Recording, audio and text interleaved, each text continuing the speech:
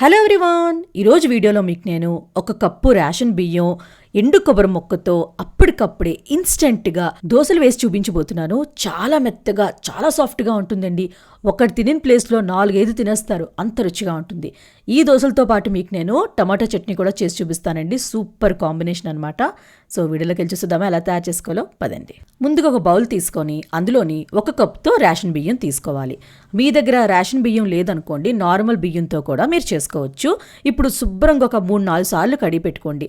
Ration బియ్యంలో కొంచెం dust అనేది ఎక్కువ ఉంటుంది కాబట్టి ఇలా కడిపెట్టిన తర్వాత సగం మొక్క మనం ఎండు కొబ్బరి తీసుకోవాలన్నమాట. పూర్తిగా అక్కర్లేదండి. ఇప్పుడు పీల్ చేసుకోవాలి. మీరు చాక్తో కట్ చేసుకున్నారనుకోండి, కొంచెం పెద్ద పెద్ద ముక్కలుగా ఉంటుంది. ఇలా పీల్ చేసుకుంటే సన్నంగా వస్తాయి అన్నమాట. అండ్ మిక్సీలో వేసినప్పుడు కూడా చక్కగా నలుగుతాయి. అందుకే ఇలా సన్నంగా పీల్ చేసుకోవాలి. మీరు పచ్చి కొబ్బరి కూడా వేసుకోవచ్చండి, బట్ ఇలా డ్రైది అంటే ఎండు కొబ్బరి వేసుకుంటే ఇంకా రుచిగా ఉంటుందన్నమాట. ఇప్పుడు వేడి అంటే బాగా మరిగించిన నీళ్ళు వేసుకోవాలండి. అప్పుడే బియ్యం తొందరగా నానిపోద్ది అనమాట. అంటే 5 నిమిషాల్లో మనం ఎండు కొబ్బరి కూడా వేసుకున్నాం కదా, అది కూడా నానుతుందనమాట. వేడి నీళ్ళు వేసాక 1 నిమిషం తర్వాతే మీరు అటుకులు వేసుకోవాలి. 1/2 కప్ అంతా అటుకులు వేసిన వల్ల దోశలు ఇంకా మెత్తగా చాలా టేస్టీగా కూడా ఉంటుందన్నమాట. సో ఇది ఒక 5 నిమిషాలు నానబెట్టండి. ఈ లోపల మనం టమాటా చట్నీ ప్రిపేర్ చేసేసుకుందాం. ఇప్పుడు ప్యాన్ తీసుకొని అందులోని ఒక 2 టేబుల్ స్పూన్ ఆయిల్ వేసుకోవాలి. ఆయిల్ బాగా హీట్ అయిన తర్వాత 1 టేబుల్ స్పూన్ మినప్పప్పు, 1 టేబుల్ స్పూన్ శనగపప్పు, అలాగే ఒక 4-5 వెల్లుల్లి, 1 ఇంచు అల్లం వేసుకొని లో ఫ్లేమ్లో ఒక 10-20 సెకండ్స్ ఫ్రై చేసుకోవాలి. శనగపప్పు కొంచెం కలర్ చేంజ్ అవ్వాలన్నమాట. అలాగే 1 టీ స్పూన్ జీలకర్ర, 5-6 ఎండుమిరపకాయలు వేసుకోవాలి. మీరు కొంచెం కారం ఎక్కువ ఇష్టపడితే ఎండుమిరపకాయలు ఎక్కువ వేసుకోవచ్చు. ఇవి లైట్గా ఫ్రై అయిన తర్వాత ఒక పెద్ద సైజు ఉల్లిపాయని చిన్నగా కట్ చేసుకొని తీసుకోండి. ఉల్లిపాయ 1 నిమిషం ఫ్రై చేసిన తర్వాత మీరు టమాటోలు యాడ్ చేసుకోవాలి. నేను ఇక్కడ 4 టమాటోలు తీసుకున్నానండి. ఇలా సన్నంగా పొడుగా కట్ చేసుకొని టమాటోలు వేసిన వెంటనే ఉప్పు వేసుకున్నారనుకోండి, టమాటోస్ తొందరగా కుక్ అయిపోతాయి అనమాట. అంటే మెత్తగా అయిపోతాయి అనమాట. ఉప్పు వేసుకొని ఒకసారి బాగా కలుపుకొని మూత పెట్టుకొని ఒక 5-6 నిమిషాలు మీడియం ఫ్లేమ్లో ఉడికించుకోండి. 6 నిమిషాల తర్వాత మూత ఓపెన్ చేశానండి. చూడండి, టమాటాలు మెత్తబడిపోయాయి కదా. ఇప్పుడు స్టవ్ ఆఫ్ చేసుకొని ఇది పూర్తిగా చల్లగైన తర్వాత మిక్సీ జార్లో వేసుకొని మెత్తగా మిక్సీ చేసుకోవాలి. మిక్సీ చేసిన తర్వాత ఒక బౌల్లోని పచ్చడంతా ట్రాన్స్ఫర్ చేసేసుకోవాలి. అలాగే తాలింపు పెట్టుకోవాలి. తాలింపు కూడా చాలా సింపుల్ అండి. ఆయిల్లోని ఆవాలు, జీలకర్ర, కరివేపాకు, అంతేనండి. మీకు కొంచెం స్పైసీగా ఇష్టపడితే ఎండుమిరపకాయలు వేసుకోండి. మనం ఆల్రెడీ వేసుకున్నాం కాబట్టి నేను ఇక్కడ వేసుకోలేదనమాట. అంతేనండి, టమాటా చట్నీ రెడీ అయిపోయింది. ఇప్పుడు దోశలు ఎలా వేసుకుందాం చూద్దాం.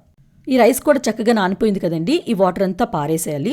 ఇప్పుడు ఒక పెద్ద మిక్సీ జార్ తీసుకొని అందులో ఇదంతా వేసేసుకోవాలన్నమాట. పెద్ద మిక్సీ జార్ అయితే సరిపోతుంది, లేదనుకోండి హాఫ్ వేసైనా మీరు మిక్సీ చేసుకోవచ్చు. ఇప్పుడు ఏ కప్తో మనం రైస్ తీసుకున్నామో అదే కప్తో వాటర్ వేసుకొని మెత్తగా మిక్సీ చేసేసుకోవాలండి. మిక్సీ చేసిన తర్వాత ఈ పిండి అంతా ఒక బౌల్లో షిఫ్ట్ చేసేసుకోవాలన్నమాట. మెత్తగా ఉండాలండి. అండ్ మీకు కన్సిస్టెన్సీ ఎలా ఉండాలో కూడా మీకు నేను చూపిస్తాను.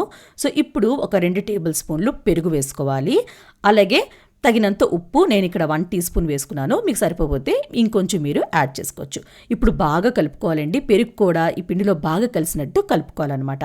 కలిపిన తర్వాత మీరు వంట సోడా అయినా ఈనో అయినా వేసుకోవాలి. నేను ఇక్కడ ఒక 1/2 టీ స్పూన్ వేసుకున్నాను. అలాగే 1/2 కప్ అంతా వాటర్ వేసుకోండి.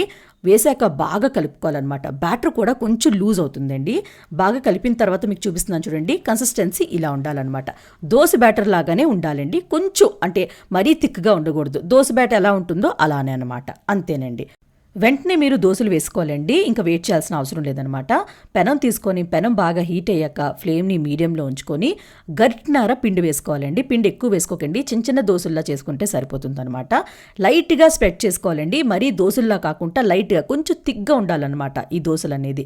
ఇలా స్ప్రెడ్ చేశాక ఆయిల్ ఏమీ యూజ్ అవ్వదండి ఈ దోశలకి. జస్ట్ మూత పెట్టుకొని ఒక్క 30 సెకండ్స్ మీడియం ఫ్లేమ్లో ఉంచుకోవాలన్నమాట. అంతేనండి.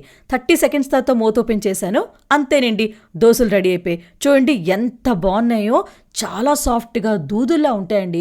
ఒక్క దోశ తినాలనుకున్న వాళ్ళు 4-5 తినేస్తారు తెలియకుండా. అంత సాఫ్ట్గా మెత్తగా వెళ్ళిపోతాయన్నమాట నోట్లోని. అంత బాగుంటాయండి. అండ్ దీంతో కాంబినేషన్ టమాటా చట్నీయే సూపర్గా ఉంటుంది.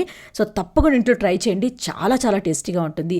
అండ్ ట్రై చేశాక నచ్చింది లేదో కమెంట్ బాక్స్లో కమెంట్ చేయండి. అలాగే లైక్ చేయండి, షేర్ చేయండి. ప్లీజ్ కృతికా వంటలు ఛానల్కి సబ్స్క్రైబ్ చేయడం మాత్రం మర్చిపోకండి. మన నెక్స్ట్ వీడియోలో మీట్ అవుదాం ఇంకొక మంచి రెసిపీతో. Bye bye.